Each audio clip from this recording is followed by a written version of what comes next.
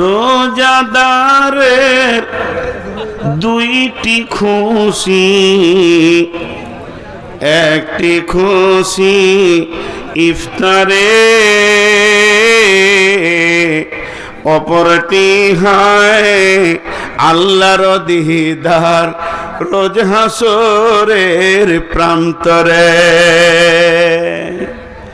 ইসলামেরই সওদা নিয়ে আসছে ধারায় রমজান, ভোরের আগে নিয়ত বান্ধ ভুল করো না মুসলমান। রমজানেরই 30 রোজা মাপ হবে তোর গুনার বোঝা, মাসুম শিশুর মতো আল্লাহ জীবন তোমায় করবে দান, ভোরের আগে নিয়ত বান্ধ ভুল করো না মুসলমান। এই মাসেতে একটি রাত্রি সবে কদর নামটি যার, হাজার মাসের সেরা সেরাত ঘুচাই পাপীর দুঃখ ভার। এই রাতেরই উপাসনা আল্লাহর প্রিয় নজরানা, এই রাতেতেই নাজিল হল নবীর উপর পাক কুরআন, ভোরের আগে নিয়ত বান্ধ ভুল করো না মুসলমান। বেহেশতেরই 8 দরজা, রাইয়ান নামে একটি দ্বার, সেই দ্বারেতে ঢুকবে কেবল যারাই আল্লাহর রোজাদার। রোজাদারের মুখের ঘ্যান মৃগনাভির খুশবু সমান, তাই তো এদের এত আদর করেন আল্লাহ রহমান। ভোরের আগে নিয়ত বান্ধ ভুল করো না মুসলমান। রোজাদারের দুইটি খুশি, রোজাদারের দুইটি খুশি, একটি খুশি ইফতারে, অপরটি হয় আল্লাহর দিদার রোজ হাসরের প্রান্তরে। এত সুন্দর মধুর ডাকে যে জন সদা লুকিয়ে থাকে, রোজ হাসরে কানবে সেদিন পাবে না কো আল্লাহর দান। ভোরের আগে নিয়ত বান্ধ ভুল করো না মুসলমান। হে মুসলমান, কিয়ামতের মাঠে যে রব আপনার বিচার করবে, যে রব আমার বিচার করবে, যে রব মুমিনের বিচার করবেন, যে রব কাফের বেঈমানের বিচার করবেন, যে রবের হাতে জান্নাত, যে রবের হাতে জাহান্নাম, সারা পৃথিবীর বেঈমানদেরকে আল্লাহ জান্নাত যদি দিয়ে দেয়, কেউ তার বিরুদ্ধে আন্দোলন করতে পারবে না। সারা পৃথিবীর সমস্ত নবী আম্বিয়াকে যদি জাহান্নাম ভরে দেয়, তাও আল্লাহকে কেউ কিছু করে নিতে পারবেন না। এরকম একজন বিখ্যাত রব, তিনি রমজান মাসে যদি আপনি রোজা রাখেন তো কঠিন কিয়ামতের দিনে আপনার মোলাকাতে আসবে। গোলাম রে, কেমন হালাতে আছো বলো। তাহলে একবার বলেন, যে লোকটাকে আল্লাহ কিয়ামতের মাঠে দেখা করবে একটা আমলের বিনিময়ে, তার নাম হলো রোজা। তাহলে কিয়ামতের মাঠে এর থেকে বড় নিয়ামত আর কি হতে পারে? কঠিন কিয়ামতের দিনে টেনশন তো আছেই আছে, কিন্তু ইমানদারদের জন্য কোনো টেনশন নাই। লা তাহজান ইন্নাল্লাহ মানা। আবু বকর, চিন্তা করিও না, আমাদের সঙ্গে আল্লাহ রয়েছে।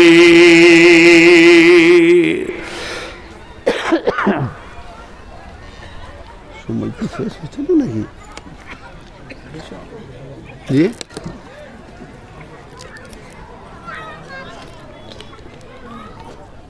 পুরো 10টায় ছাড়বো নাকি? হ্যাঁ, না আমি বেশি চালালে ওইদিকে ভাবতে যাবে তো, ওই গল্পটা শেষ করবেন।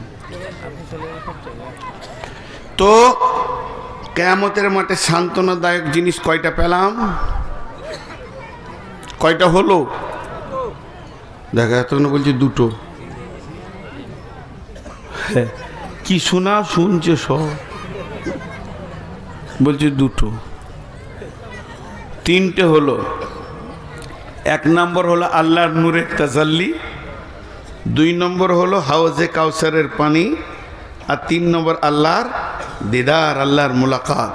আল্লাহ আমাদেরকে তিনটে জিনিস দান করুন। আমিন। আমিন বলছে না গো, আমিন বলাটাও এত শক্ত। নদিয়ার লোক এত শক্ত তো লয়। ভোরবেলায় বলছে বাসি ভাত খায় নদিয়ার লোক। জি, খান না আপনারা? সুবহানাল্লাহ। না, ভোরবেলায় বাসি ভাত খায় আর খেজুর গুড়ে চিনি দেয় আর কালার দেয়। নদিয়ার লোক খুব ভালো। সুবহানাল্লাহ। আর রকে অ বলে। এটা একটা এলাকা আছে আপনাদের এইদিকে, ওই যে দেবগ্রাম ওইদিকে আত্রি বলবে আবার ওরা। রমজানকে বলবে ওমজান, এ নদিয়া। জি, তো যাই হোক, তিনটে হলো। 4 নম্বরটা, ওয়ান আবি হুরায়রা রাদিয়াল্লাহু তাআলা আনহু قال قال رسول الله صلى الله عليه وسلم سبعة يظلهم الله في ظله يوم لا ظل إلا ظله। আহা, এটা যে কত মহব্বতের জিনিস, একটু ধ্যান দিয়ে এটা শুনেন। বিশেষ করে এটাই তাফসীর করার জন্য বেশি করে উঠেছি। আল্লাহর নবী বলছেন, আবু হুরায়রা বর্ণনা করছেন, বিশ্বনবী বলছেন, এই এমন একটা দিন আসছে রে, যেদিন কোনো ছায়া থাকবে না, মাথার উপরে সূর্য থাকবে তবে আলোকিত নই। আল্লাহ তার আলোকে টেনে নেবেন। আগুনকে 3টে জিনিস দিয়ে বানানো হয়েছে, চাকে 3টে জিনিস, 4টা জিনিস দিয়ে বানানো হয়েছে। পানি আছে, দুধ আছে, চিনি আছে, চা পাতির রস আছে। যদি আমি চিনিটা টেনে নিই, জিভ বলে দেবে একটা মাল নাই। যদি আমি দুধটা টেনে নিই, চোখ বলে দেবে একটা মাল নাই। তেমনি আগুনে 3টে জিনিস আছে, একটা আছে রোশনি, একটা আছে ধাও শক্তি জ্বালিয়ে দেওয়া, আর একটা আগুন।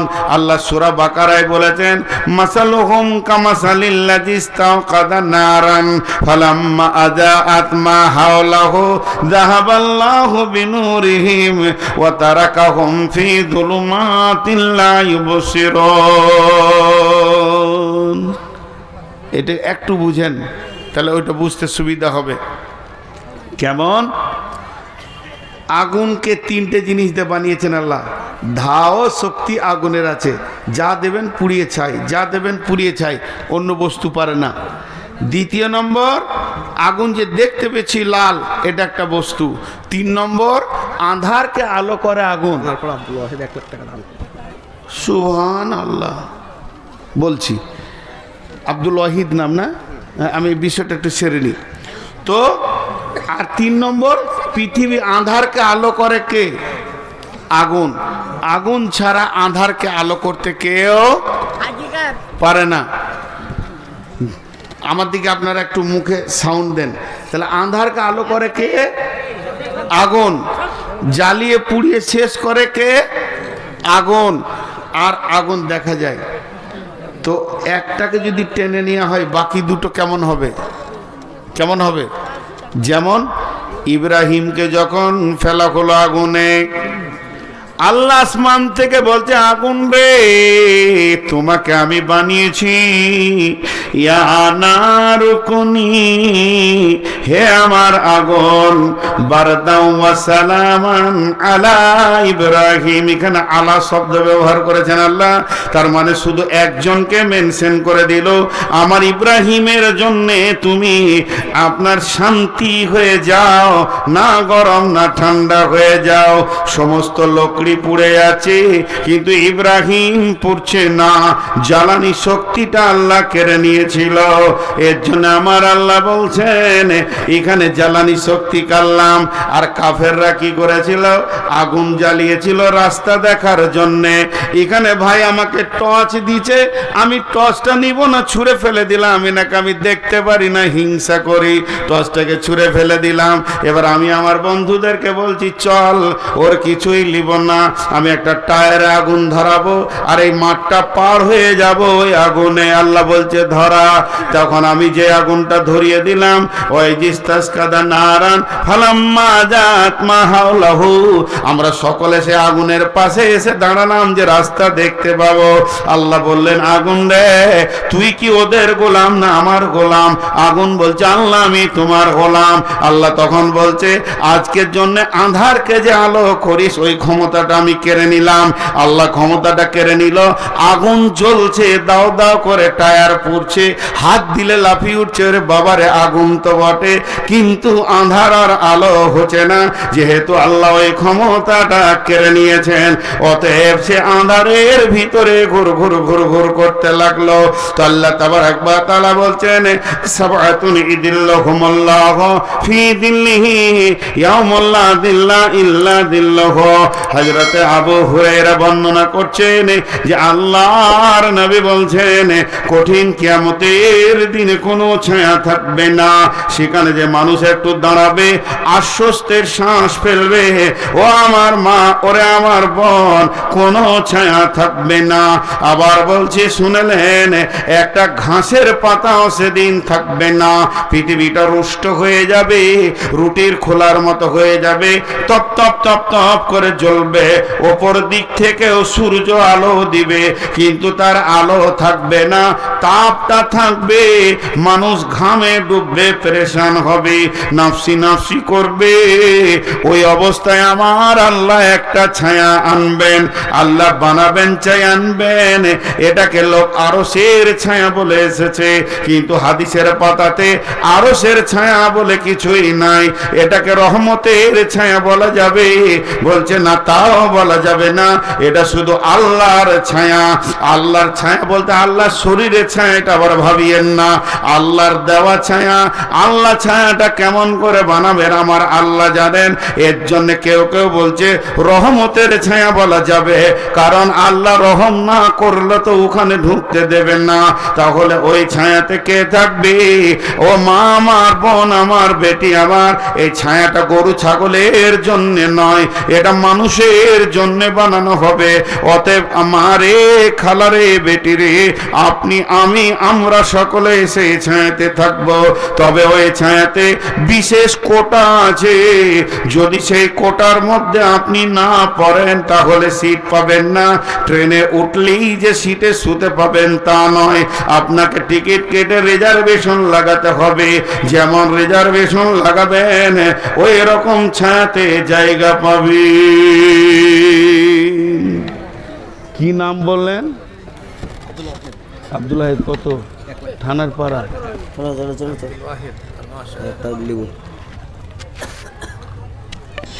আব্দুল ওয়াহিদ, থানার পাড়া, 1 লক্ষ টাকা দিয়েছেন। আল্লাহ তার দানকে কবুল করুন, বলেন আল্লাহুম্মা আমিন। আল্লাহ তাকে জাযায়ে খায়ের দান করুন। আল্লাহুম্মা আমিন। এবং সেই মোতাবেক তার ব্যবসা বাণিজ্যে আল্লাহ লাভ দান করেন।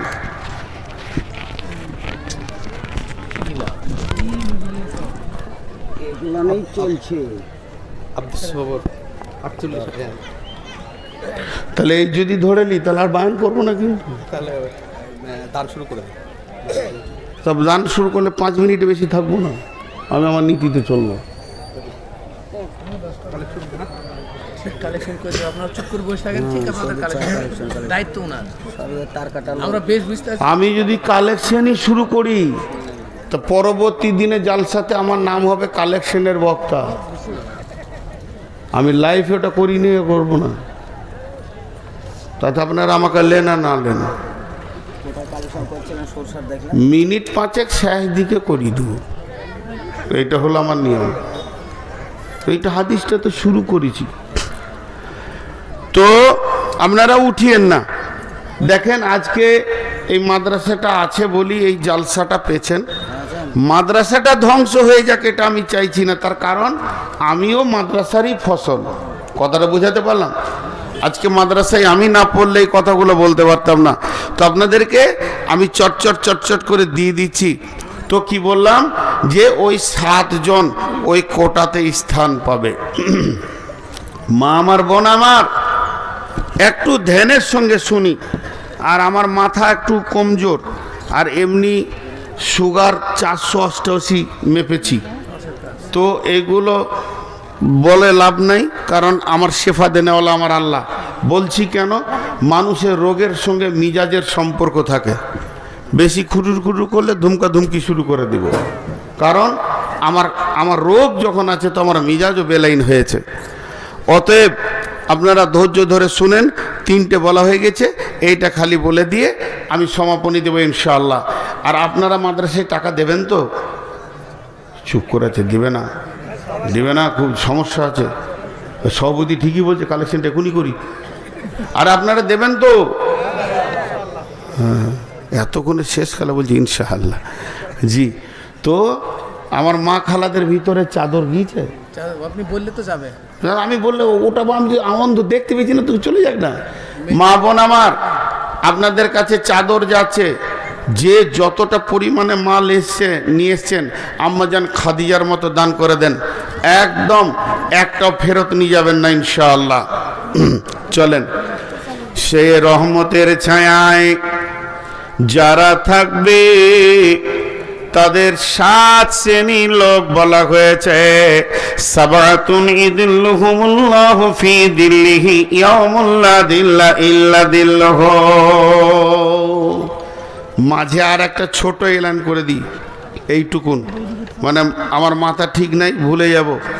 এই যে আপনাদের হেড মৌলানা, উনি নিয়ত করেছেন আল্লাহ যদি নিয়ে যায় তো যাবে, নাহলে যেতে পারবে না। হজের নিয়ত করেছেন আমার সঙ্গে যাবেন। তো আমি 3-4 বছর থেকে হাজি নিয়ে যাওয়া আসা করছি।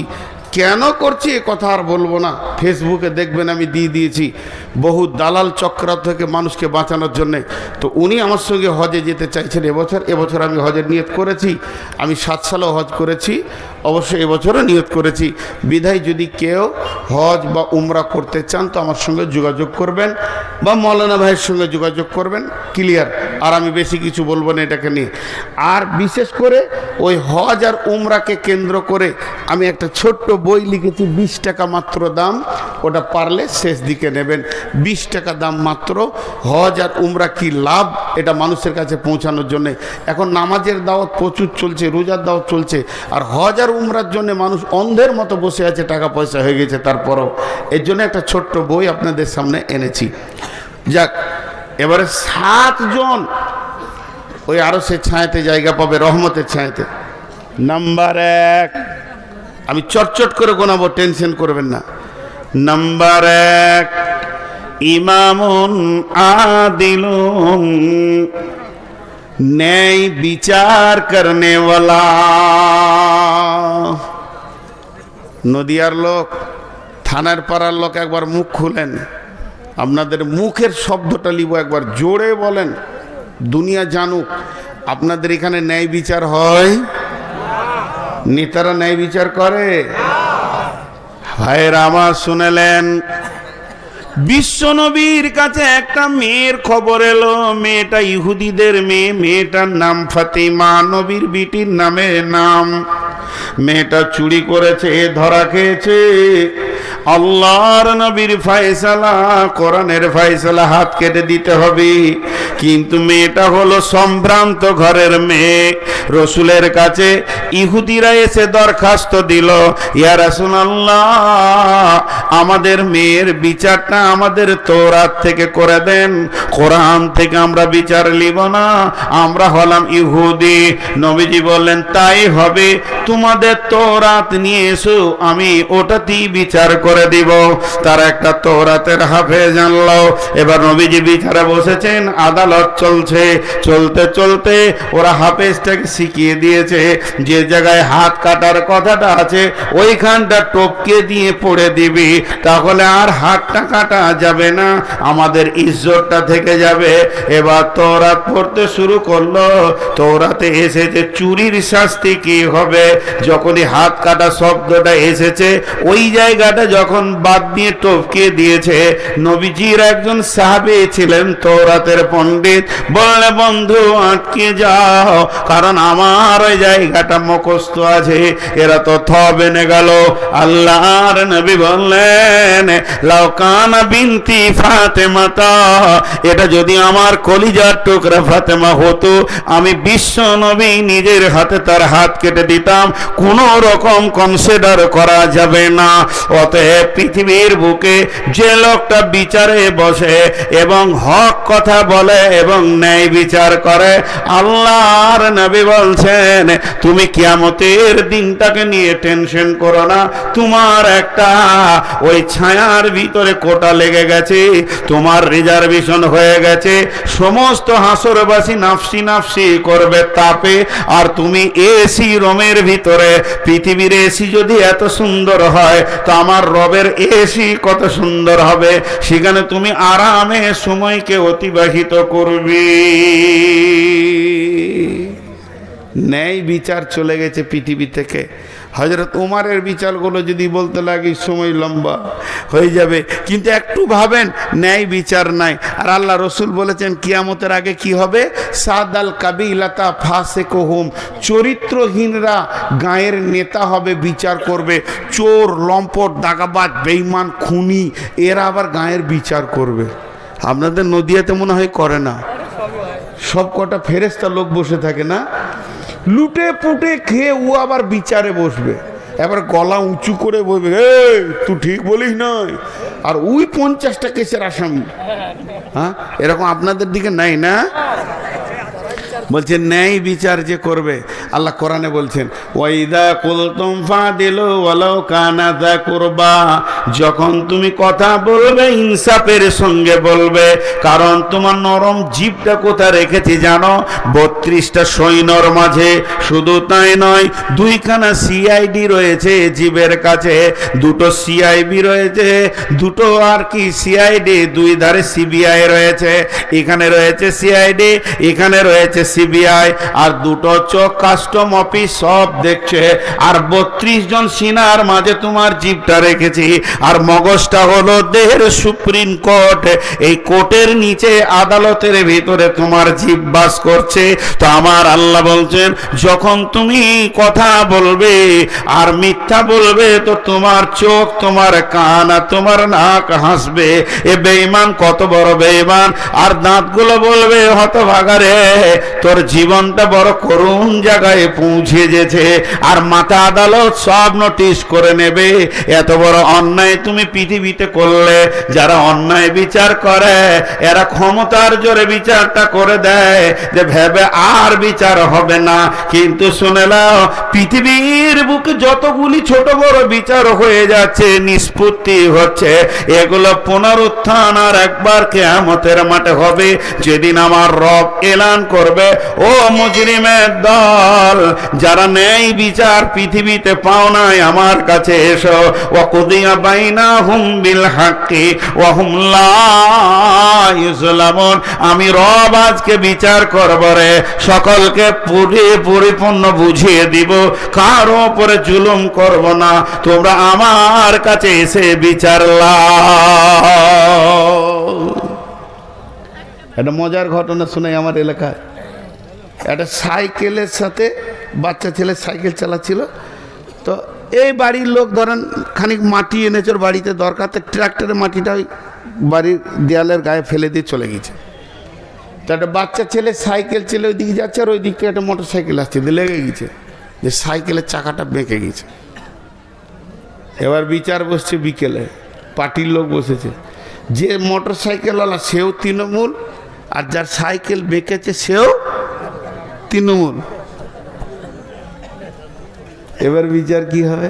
বলছে মাটিটা রেখেছে ও আবার শিপেন, বলছে অখেই ডাক, তুমি মাটিটা এমন করে রাখলে সাইকেলটা বেঁকে গেল, তোমাকে 10,000 টাকা লাগবে। মেরে দিলে 500 আমার এলাকায় হয়েছে এ ঘটনা। জি, তোমাকে 10,000 টাকা লাগবে, মাটি যেখানে সেখানে রাখলে হবে। ওরা দুজন বেঁচে গেল। বিচার কি সুন্দর হচ্ছে দুনিয়াতে, বাহারে বিচার রে।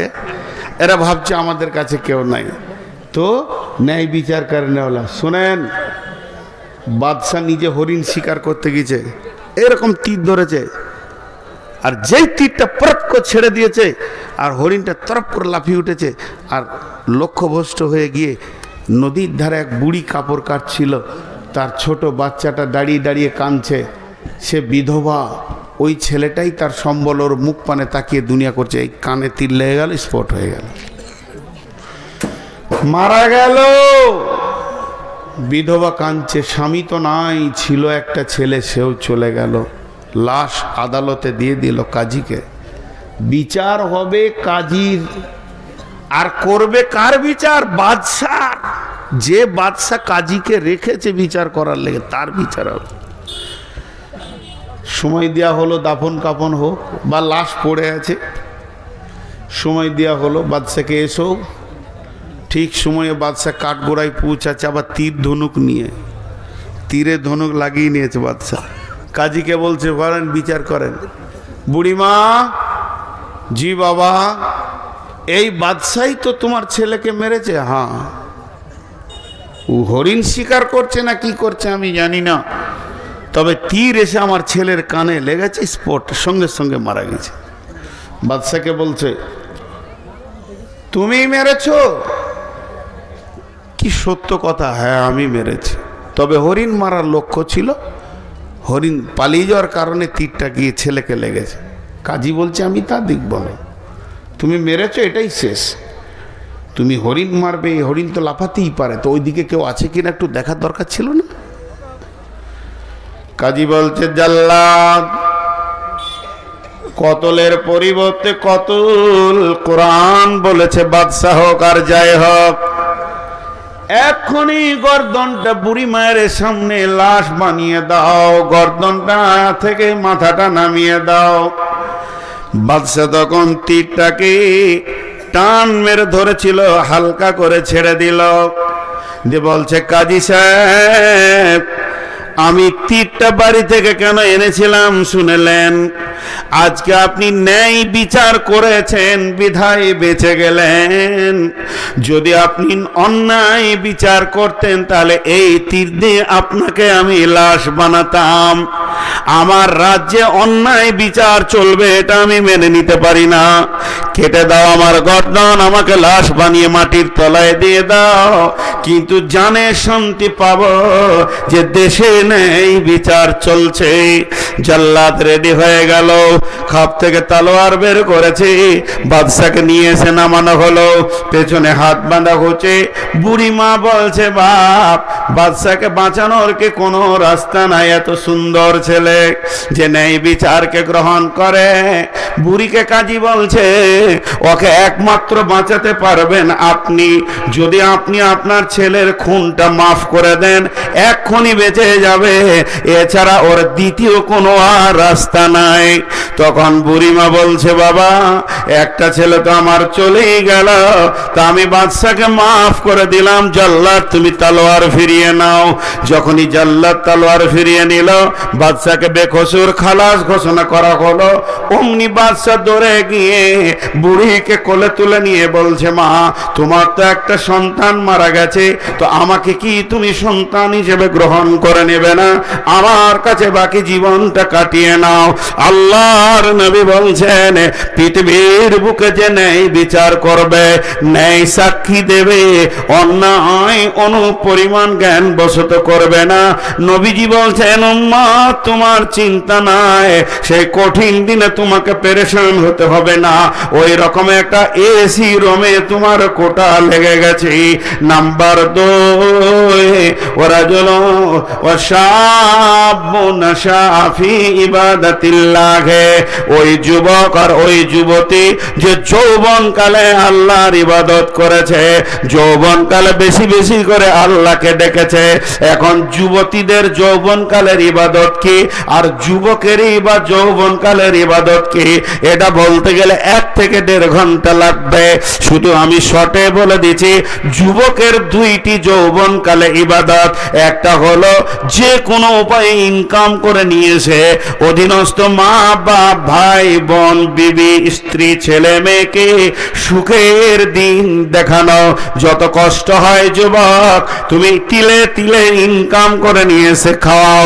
আর 2 নম্বর যুবকের ডিউটি হচ্ছে ওয়াল হাফিজুনা লিহুদুদিল্লাহ, আল্লাহর দ্বীনের এবং কোরআনের যদি কেউ অবমাননা করে, রক্তটাকে সেখানে তুমি ঢেলে দাও, বুকের রক্ত ঢেলে দিয়ে এসে বেঈমানের জিভটাকে টেনে বের করে নাও এবং তাকে মওতের দরজায় পৌঁছিয়ে দাও। হয় তুমি মরো, না হয় তাকে মারো, কারণ কোরআনের হেফাজতের দায়িত্ব তোমার। এই হলো যুবকের ডিউটি। আর যুবতীদের ডিউটি কি? ওরে আমার বেটির দল, যুবতীদের একটা ডিউটি, লুচ্চাদের হাত থেকে নিজের বডিটা বাঁচাতে হবে। লুচ্চারা যেন তোমার গায়ে হাত না দেয়, লুচ্চা যেন তোমাকে দেখে হাসে না হাসে, লুচ্চা যেন তোমাকে দেখে শান্তি না পায়। এটা তোমার হলো গুরু ডিউটি। এই যুবক এই যুবতী যখন 2 জন নিজের আমলে থাকবে, আল্লাহর নবী বলছেন, আর চিন্তা করো না রে যুবক যুবতী, তোমার ওই রহমতের ছায়াতে রিজার্ভেশন লেগে গেছে, তোমার নামে সিট হয়ে গেছে। কিয়ামতের মাঠে আর তোমাকে পেরেশানি হতে হবে না।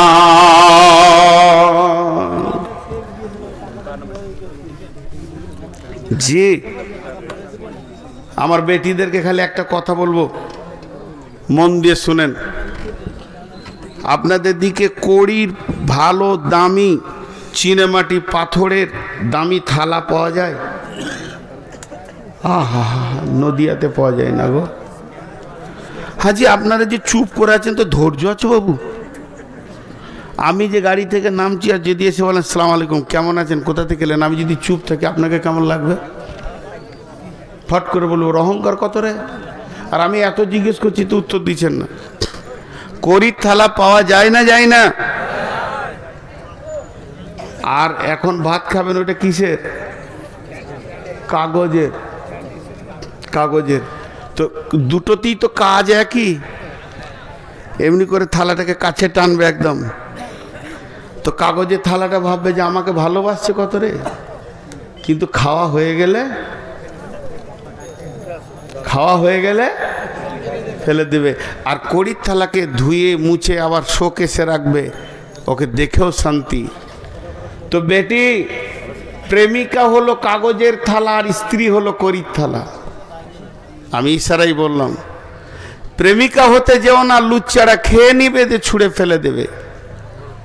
আর যদি কড়ির থালা হতে পারো স্ত্রী, তাহলে ইনশাআল্লাহ তোমাকে ভালোবাসবে, কাছে রাখবে, তুমি তার বাড়ির আঙ্গিনায় ঘুরবে, সেটাও দেখে শান্তি পাবে। আমি এইটুকু বললাম। নাম্বার 3, ওই রহমতের কোটা থেকে ঢুকবে। 3 নম্বর, রাজুলুন কালবুহু মুআল্লাকুন ফিল মাসাজিদি, ওয়ারাজুলুন কালবুহু মুআল্লাকুন ফিল মাসাজিদি, ওই ব্যক্তি, ওই লোকটা রহমতের ছায়াতে থাকবে যার অন্তরটা আল্লাহর ঘর মসজিদে পড়ে আছে।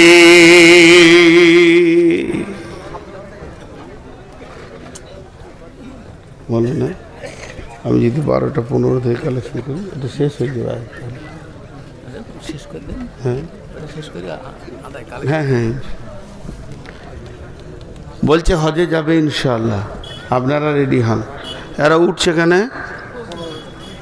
এরা উঠছে কেন, এ যা, এরা উঠছে কেন? ও ভাই কি হলো, পকেট মেরে দিয়েছে? এ আমার কাছে আসেন। আচ্ছা এরা উঠছে কেন বুঝতে পারছি না। না খবরদার, কানুন নামে একটা মেয়ে ওর স্বামীকে যেতে বলছে, উনি খুঁজছে, তো কি বলে দেয়? নাউজুবিল্লাহ, এটা কি মানে মাইকে বলার?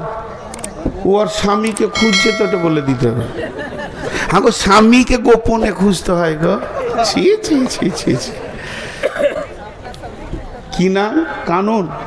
আরে বাবরে, দেখেন গো কার বিবির নাম আদালত, নিয়ম কানুন যতগুলো বললাম এর ভিতরে বিবির নামটা ভরা আছে। আদালত, নিয়ম কানুন, যে যান আপনার বিবি আপনাকে খুঁজছে, নিশ্চয়ই কোনো অসুবিধা হয়েছে, বাড়ি যাবে যান। তো 3 নম্বর ওই ব্যক্তি যার দিলটা মসজিদে পড়ে আছে। এটার অনেক ব্যাখ্যার করলাম না। 4 নম্বরে আল্লাহর নবী বলছেন ওরাজুলানে, ওই 2 ব্যক্তি তাহাব্বা ফিল্লাহি ইজতামা আলাইহি ওয়া তাফাররাকা আলাইহি, ওই 2 ব্যক্তি রহমতের ছায়াতে থাকবে যারা একে অপরে আপসে মিলামিশা করে আল্লাহকে খুশি করার জন্যে। 2 বান্ধবী আপসে চলাফেরা করে, তাদের উদ্দেশ্য আল্লাহ খুশি হয়ে যাক, আবার আল্লাহর জন্যে ছাড়াছাড়ি করে।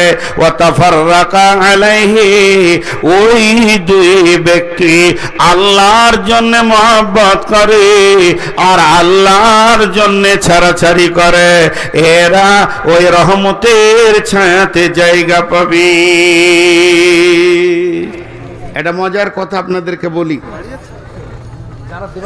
কোরআন হাদিস এমন একটা জিনিস, যত পড়ব তত নতুন, যত পড়ব তত নতুন। আমি আমার জীবনে সূরা ইউসুফের একবারই তাফসীর করেছিলাম, তখন অনেক ছেলে মানুষ ছিলাম, 6 ঘন্টা লেগেছিল। তো গোটাটাই নয়, শুধু ঘটনাটা, আয়াতগুলো নয়, তাহলে তো অনেক সময় লাগবে। তো এখন পড়ছি তো আরো নতুন জিনিস মনে হচ্ছে। তো সূরা মারিয়ামের 70 নম্বর আয়াত থেকে তাফসীর পড়তে পড়তে একটা জায়গায় যে পেলাম, ইবনে কাসিরে লিখেছে যে ভালো বন্ধুত্ব করো তাতেও তোমার নাজাত আছে নেককার লোকের সঙ্গে। বলে কেন? বলে জান্নাতে কিছু লোক ঘুরবে, জান্নাতে কিছু লোক ঘুরবে। কোরআনের কথা বন্ধুরে আমি তাফসীর বলছি। যাদের মনটা ভারী থাকবে জান্নাতে ফুর্তি থাকবে না। তাহলে আপনার ঘরের মেহমানের যদি মন ভারী থাকে তো আপনাকে ভালো লাগবে না। তো আমার রব আল্লাহ বলবে, গোলাম রে, আমার জান্নাত কি তোমাকে খুশি দিতে পারছে না?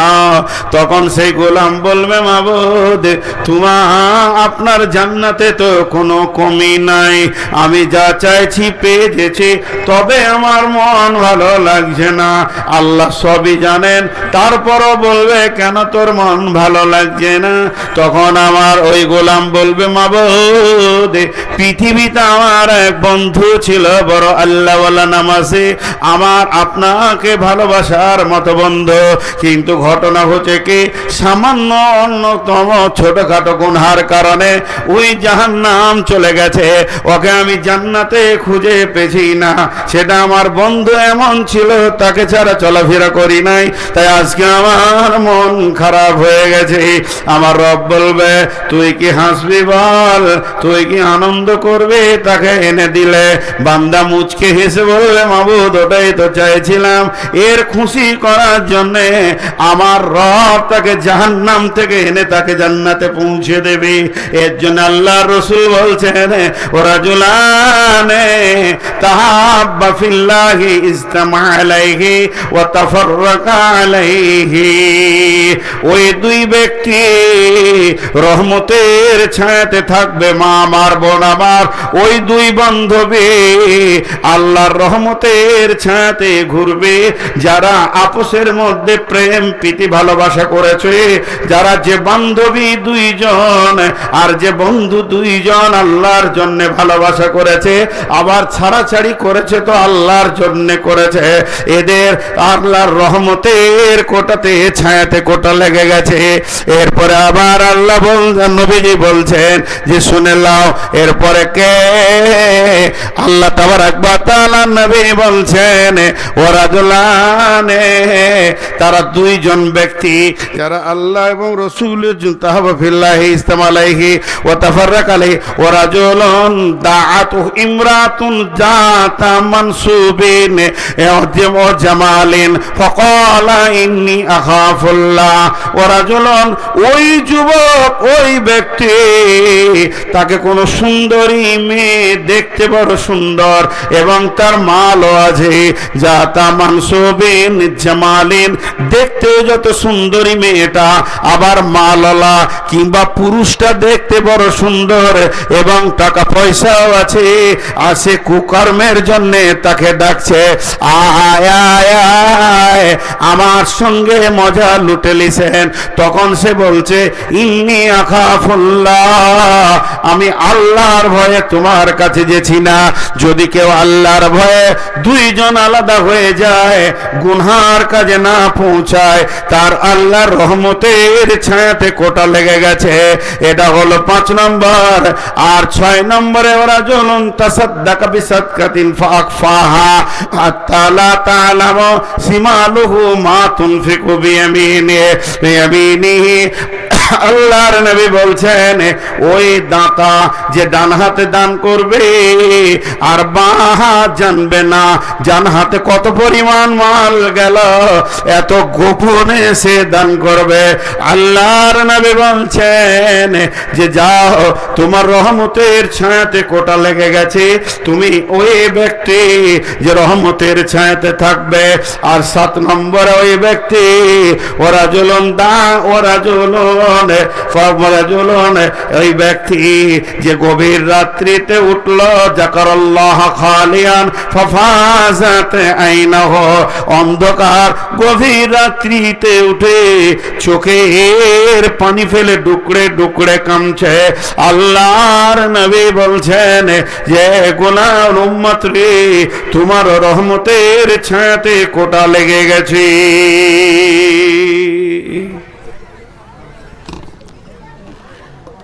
আজকের বক্তব্যটা কি হলো? কিয়ামতের মাঠে টেনশন মুক্ত বক্তব্য। ঠিক মতো হতাশ হবেন না, লা তাহজান ইন্নাল্লাহ মা'ানা, আল্লাহ আমাদের সঙ্গে রয়েছে। 1 নম্বর হলো নামাজি হবেন তো নূর পাবেন। 2 নম্বর হলো যে রসুলের সুন্নতকে গ্রহণ করবে তার জন্য হাউজে কাউসারের পানি রেডি। 3 নম্বর হলো রমজান মাসে রোজা যে রাখবে দিদারে ইলাহি পাবে, বড় বড় প্রাইজ। আর 4 নম্বর হলো আল্লাহর রহমতের ছায়াতে 7 শ্রেণীর লোক থাকবে। 1 নম্বরে ন্যায় বিচার করনেওয়ালা, 2 নম্বরে ওই যুবক যুবতী যৌবনকালকে আল্লাহর রাস্তায় ব্যয় করেছে, 3 নম্বরে মসজিদে যার দিল সব সময় পড়ে আছে, 4 নম্বরে আল্লাহর জন্য মহব্বত করেছে, আল্লাহর জন্য ছাড়াছাড়ি করেছে, 5 নম্বরে হলো ডান হাতে দান করেছে বাম হাত জানে না, 6 নম্বরে হলো কাউকে কোনো সুন্দর যুবক বা যুবতী ডাকছে সে আল্লাহর ভয়ে যাচ্ছে না, আর 7 নম্বরে গভীর রাত্রিতে উঠে চোখের পানি ফেলেছে, এদের জন্য আল্লাহর রহমতের কোটা লেগে গেছে। বিধায় এই জিনিসগুলো আমরা খেয়াল করব। কিয়ামতের মাঠে সাবধানতার জন্য ছোট্ট একটা জিনিস খালি আপনাদেরকে বলে দিচ্ছি, সকলেই শুনবেন। এটা আমি আমার ব্রেন থেকে বলছি, এটা না কোরআন না হাদিস। জীবনে যতগুলো হাদিস কোরআন একটু নাড়ানাড়ি করলাম, তাতে দুটি জিনিস পেয়েছি, আপনাদেরকে দিয়ে যাচ্ছি। 1 নম্বর হলো হাক্কুল্লাহ, আর একটা হলো হাক্কুল ইবাদ। কিয়ামতে দুটি আদালত হবে। তো আমি যেটুকু বুঝেছি ক্ষুদ্র জ্ঞানে, হাক্কুল্লাহতে 98% মানুষ জান্নাত চলে যাবে। আল্লাহর হকে ত্রুটি হলে আল্লাহ মাফ করে দেবেন, কিন্তু হাক্কুল ইবাদটা বড় কঠিন। আল্লাহ রসুল বলছেন শহীদের 3টে লাভ, ওর গায়ে তলোয়ার লাগার আগে জান্নাতের সেন্ট। 2 নম্বর, ওর রক্ত মাটি যখন ছুঁয়ে দেবে জীবনের সাগিরা কাবিরা সব গুনাহ মাপ। 3 নম্বর, ওর মতটা পিঁপড়ে কাটার মতো হয়। তো সব গুনাহ মাপ ইল্লা দাইন, কিন্তু ঋণ মাপ হবে না। বিধায় আমি আপনাদের কাছে ছোট ভাই বা ছেলে হিসেবে একটা সাবধানতা দিয়ে যাচ্ছি যে আল্লাহর ব্যাপারে আমরা যত সতর্কতা অবলম্বন করছি, বান্দার ব্যাপারে তার থেকে বেশি করতে হবে। কেন? যে বান্দার দাম বেশি তা নয়, বান্দার হিংসা বেশি, আল্লাহর হিংসা নাই। কাউকে একটা গালি দিয়ে রেখেছি, 2 টাকা জোর করে দিইনি, চেয়েছিল 30 টাকা দিয়েছি 25 টাকা। এই 5 টাকার জন্য আদালতে আপনি সেই দিন ফেরে পড়ে যাবেন। অতএব পৃথিবীর লেনদেন যেন সোজা হয়ে যায়। একটা কুকুরকে পানি দিয়ে বেশ্যা জান্নাতে গেল, আর নামাজি মেয়ে একটা বিড়ালকে মেরে জাহান্নাম চলে গেল। আমাদের কাছ থেকে সমস্ত প্রাণী ভালো ব্যবহারের হক রাখে। এই কথাগুলো আমি বলছি কেন? যে কঠিন কিয়ামতের দিনে যেন আমরা বাঁচতে পারি। লা তাহজান। শেষকালে দোয়া দিব, সকলে জোরে আমিন বলবেন। এ আল্লাহ, তুমি আমাদেরকে কিয়ামতের মতো কঠিন দিনে আমাদের সঙ্গী হয়ে যাও। যতটি লোক বসে আছেন আল্লাহর অস্তে দিয়ে বলছি, যখন কোনো মানুষ আল্লাহর অস্তে দিয়ে কথা বলে সেটা রাখতে হয়। 10টা মিনিট 15টা মিনিট উঠা বসা করবেন না। আল্লাহর গোলাম কেউ আছেন, একজন দিয়েছে 1 লাখ, আর কোথাকার এবার মুসাফা করবো যে কত দূর আমাদের হাত যে যাবে না ভাই। মাশাআল্লাহ ভাই, খুশি হলাম ভাই। আমার 3 লাখ নগদ, কোনো বাকি রাখেনি। তবে একটা কথা আপনাদেরকে এই এলাকায় আমি বলে যাব, আর ওই ভাইকে আমি মুসাফা করলাম, ওনাকেও আমি দাবি রাখছি, এইখানে একটা জামিয়া সালাফিয়া বানানো, আর ওই ছোট করে রাখিয়েন না। আপনাদের মাটির যা অবস্থা, ইনশাল্লাহ এখানে জামিয়া সালাফিয়া হবে। এবং বড় বড় আলিম নিয়ে আসেন, বড় বড় আলিম নিয়ে আসেন। ঘর বড় করতে হবে না, না চালা ঘর হোক, টিনের ঘর হোক, কিন্তু ইলমের তারাক্কি বেশি হোক। দেখবেন গায়বী খাজানা থেকে টাকা আসবে, কেউ রুখতে পারবে না। আমি নিজেই জানি না, আমার কাছে যদি হিসাব নেন আমি খুব বেশি 1 কোটি টাকার হিসাব দিতে পারবো, অথচ এই হাত দিয়ে 3 কোটি টাকার মসজিদ হয়ে গেল। তো কী করে হলো, কোথা থেকে আসছে আমি বুঝতে পারছি না।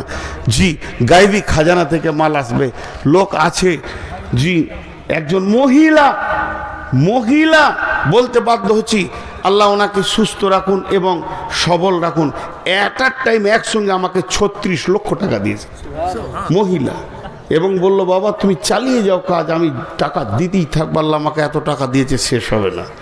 তো আল্লাহ তাবারাক ওয়া তাআলা এরকম পৃথিবীতে মানুষ রেখেছেন যাদের, আপনি কি ভাবছেন যে উনি টাকাটা দিয়েছেন? না, আকীদা ওটা নয়, আকীদা এটাই, ওনার টাকাটা আল্লাহ নিয়েছেন। বহু টাকাওয়ালা আছে, সবারই টাকা আল্লাহ গ্রহণ করেন না।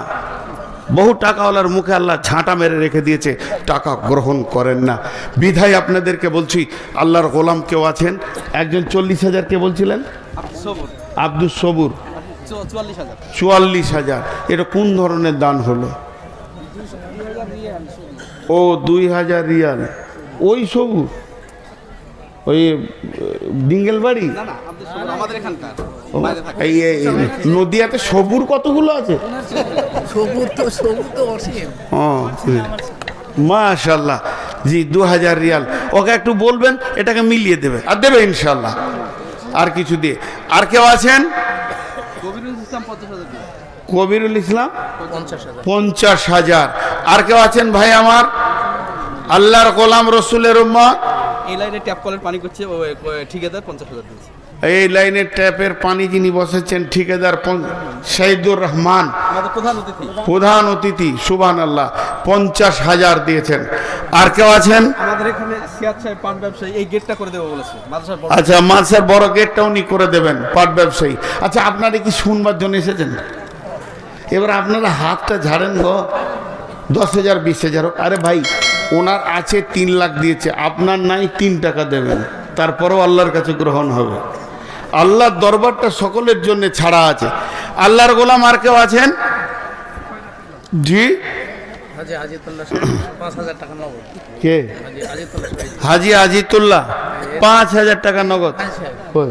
মাশাআল্লাহ। আর উমরা টুমরা করবেন না? হাজিরা সব বসে যাচ্ছে। আচ্ছা, আমাদের দিকে নিয়ম হচ্ছে হজ করে এসে আর দুনিয়া করতে নাই। নাউজুবিল্লাহ। সূরা বাকারা আয়াত নম্বরটা ভুলে গেলাম, যেটাতে লেখা আছে মাসরুল হারাম, ওইটা পড়ে দেখবেন। মুজদালিফার রাতে ইবাদত রসুল করেননি, শুয়ে কাটিয়েছেন, এবং ওখানে একটা মসজিদ আছে, মসজিদে মাসারুল হারাম। এই আয়াতটা তফসিরে দিয়েছে যে ওই জামানায় হজটা বাণিজ্য মেলা হতো। কারণ কোন দেশে পণ্য কি দাম আছে, কি কম আছে, কোন দেশে রপ্তানি আমদানি করা যাবে, সাহাবীরা হিসাব করে নিতেন এবং ব্যবসা করতেন সারা বছর। অতএব হজ করে এসে যদি কেউ চুটিয়ে দুনিয়া করে বিজনেস করে, তো জানতে পার হজ বুঝে এসেছে। আর হজ করে এসে যদি হাত গুটিয়ে নেয়, জানতে পার হজ বুঝে আসে নাই। জি, যত বড়ই মুরব্বী হোক, এক ডালি সবজি নিয়েও যেন রাস্তায় বসে থাকে, তাইলে আর হজ বুঝে এসেছে। কারণ হজের আসল উদ্দেশ্য ওটা। আর কেউ আছেন আল্লাহর গোলাম? আল্লাহর গোলাম কেউ আছেন? 10,000 20,000 50,000 আপনার যেমন আছে, আমি কোনো হিসাব বলছি না। জি, আর এ কই দেলোয়ার না কি নাম ওই ছেলেটা? কই? আরে বাবা, তুমি এই কটা নিয়ে যাও। হ্যাঁ, গরিব মানুষের মাল। নওশাদ ছাত্র নেতা। জি, ভালো ছেলে। ওখানে এই যে 20 টাকা বই, আমার হজ বা উমরার বই, আল্লাহর হস্তে খালি দেখবেন কি ফজিলত আছে, মক্কার কি ফজিলত আর মদিনার কি ফজিলত। আল্লাহর গোলাম কেউ আছেন? জি, ও 20 টাকা। আমি আর কত নেব, গরিব মানুষ, 20 টাকা। আচ্ছা বলেন আল্লাহর গোলাম, 10,000 20, আপনার এখানে বলেন না, ধান বলেন, গম বলেন, ভুট্টা বলেন, পাট বলেন। জি, 20 টাকা বললাম তো। নারায়ণপুর থেকে নাজমুল সাহেব 66,000 টাকা দিয়েছে। নারায়ণপুর থেকে নাজমুল এসে 66,000 দান। আল্লাহ আকবার। এবার আমি দোয়া করব একটা, আপনারা আমিন বলবেন। এই আল্লাহ, যতগুলি দান, 1 লাখ 2 লাখ 3 লাখ 5 লাখ 1,000 2,000 66,000 50,000 যাই দাম হলো, আল্লাহ এই দানগুলোকে তুমি গ্রহণ করে নাও এবং এদেরকে আল্লাহ তুমি জাযায়ে খায়ের দান করো। ব্যবসা বাণিজ্যে তুমি বরকত দাও, ব্যবসায় তুমি তারাক্কি দাও, হালাল উপার্জন করা তুমি তৌফিক দাও। এই আল্লাহ এদের মালগুলোকে তুমি পাক করে নাও। মাবুদ গো, প্রত্যেকটি মালওয়ালাকে তুমি আল্লাহর ঘর জিয়ারত করার তৌফিক দাও। প্রত্যেকটি মুসলমানকে কাবার জিয়ারত করার তুমি তৌফিক দাও। প্রত্যেকটি ঈমানওয়ালাকে আল্লাহর ঘর জিয়ারত করার তুমি তৌফিক দাও। হে আল্লাহ, এদের মধ্যে যদি কেউ অসুস্থ থাকে, আল্লাহ তাকে তুমি সুস্থতা দান করো। কে যে যার দিক থেকে ইনকাম করছে, হালাল উপার্জন করার তৌফিক দাও। রুজি রোজগারে তুমি বরকত দাও। হে আল্লাহ, এদের যদি আত্মীয়র মধ্যে মা বাপ ভাই বোন দাদা দাদি নানা নানি কালেমাওয়ালা যত মাটির নিচে চলে গেছে, মাবুদ তোমার আদালতে যদি তারা বাঁধা থাকে, মাবুদ গো তুমি তাদেরকে মাফ করে দিও, ক্ষমা করে দিও। হে আল্লাহ, তোমার কাছে দোয়া চাইছি, এই দানের বদলাতে ওসিলাতে আল্লাহ তুমি তাদেরকে মাফ করে দিও। অসুস্থ ব্যক্তি থাকলে আরোগ্য দান করিও। হে আল্লাহ, কঠিন কিয়ামতের দিনে ওই রহমতের ছায়াতে তুমি জায়গা দিও। রোজা রাখিয়ে দিদারে ইলাহি দিও। নবীর হাতে পানি পান করার তৌফিক দিও। হে আল্লাহ, তুমি তোমার নূরের তাজাল্লি দিয়ে পুলসের হাতে পার করে জান্নাতের মেহমান বানিয়ে দিও। হে আল্লাহ, আমার মতো গুনাহগারের দোয়াটা তুমি কবুল করে নিও। হে আল্লাহ, এদের দানকে কবুল করে নাও, দোয়া কবুল করে নাও। আমিন, আল্লাহুম্মা আমিন। এখনো বাংলাদেশের বক্তা আছে তাই বলেন ও বাংলাদেশের বক্তা এখন আছে, মা খালারা চলে যেন না। আমি তো দেশি কাঁটা বেগুন, বিলিতি বেগুনটা আছে, টক টক লাগবে। আমি আপনাদের দেশের ছেলে, আপনাদের ঘরের ছেলে। বিদেশি বক্তা আসছেন, মাত্র 5-7 মিনিটের মধ্যে এসে যাবে, লেটও করছি না। তেনাকে নিয়ে আসেন, আর উনি চলে আসলেই আমি ছেড়ে দিব। আপনারা বলেন আর কেউ কিছু দেবেন তো? জি, আর কেউ কিছু দেনেওয়ালা আছেন? আল্লাহর গোলাম, রসুলের উম্মত। জি ভাই আমার, ওরাদুলুন যাকারাল্লাহ খালিয়ান ফাফাজাত আইনাহু, ওই ব্যক্তিটা গভীর রাত্রিতে যে আল্লাহকে ডাকে, আল্লাহকে ডাকার বিষয়টা আল্লাহ বলেছেন, তাতাজাফা জুনুবুহুম আনিল মাজাজি'i ইয়াদউনা রাব্বাহুম খাওফান ওয়া তামাআ ওয়া মিম্মা রাযাকনাহুম ইউনফিকুন। রসুল শেখ 17,000 টাকা দান গ্রহণ করিও মওলা, তুমি মেহেরবান। এ দানকে মওলা তুমি করিও কবুল, মাফ করে দিও মওলা জীবনেরই ভুল, পার করে দিও তুমি পুলসিরাতের পথ।